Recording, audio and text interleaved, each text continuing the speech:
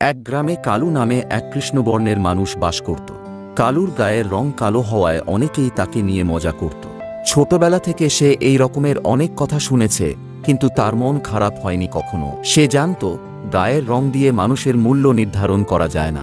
কালু ছিলেন একজন পরিশ্রমী মানুষ এবং তিনি গ্রামের প্রতিটি কাজে অংশগ্রহণ করতেন। একবার গ্রামের লোকেরা এক বিশাল উৎসবের আয়োজন করল। উৎসবে গ্রামের প্রধান অতিথি হিসেবে একজন প্রভাবশালী ব্যক্তি আসবেন বলে জানা গেল। পুরো গ্রাম সাজানো হচ্ছে, আর কালু নিজে হাতে উৎসবের মঞ্চ সাজানোর দায়িত্ব নিলেন। দিনরাত পরিশ্রম করে কালু মঞ্চ সাজালেন, আর তার পরিশ্রম দেখে গ্রামের লোকেরা মুগ্ধ হল। সবাই বুঝতে পারল গায়ের রং নয়, মানুষের কাজই তার প্রকৃত পরিচয়। উৎসবের দিন এলো এবং প্রধান অতিথি গ্রামে এলেন।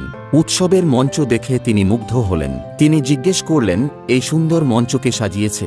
গ্রামের সবাই একসঙ্গে বলল, কালু। অতিথি কালুকে ডাকলেন এবং তার কাজের প্রশংসা করলেন। কালু মঞ্চে উঠে এলে অতিথি তাকে বলেন, তোমার কাজ দেখে মনে হচ্ছে তুমি খুবই পরিশ্রমী আর সৃজনশীল। তোমার গায়ের রং যাই হোক, তুমি আমাদের জন্য গর্বের বিষয়। এই প্রশংসা শুনে কালুর চোখে জল চলে এলো।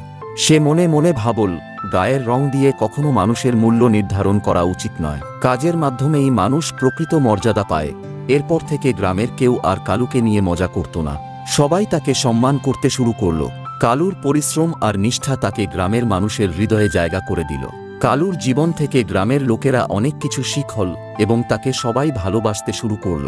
আমাদের ভিডিওটি যদি আপনার ভালো লেগে থাকে তাহলে লাইক দিন, আমাদের চ্যানেলটি সাবস্ক্রাইব করতে ভুলবেন না।